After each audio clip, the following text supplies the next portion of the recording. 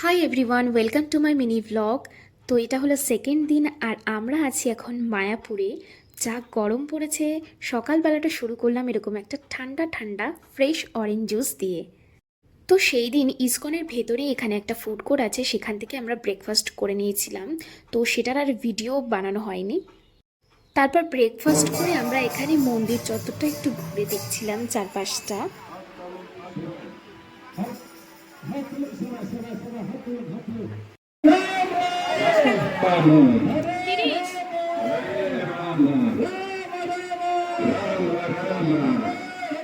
তারপর ঘুরতে ঘুরতে চোখে পড়লো এই মুভি থিয়েটারটা।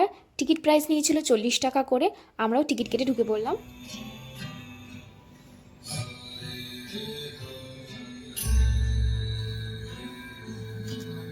তো শোটা ছিল মাত্র 30 মিনিটের। এই গরমে এসি থেকে তো বেরোতে ইচ্ছা করছিল না, কিন্তু বেরোতে তো হবেই।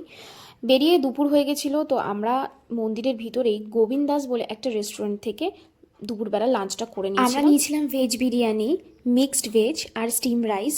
প্রত্যেকটাই খেতে অসাধারণ ছিল।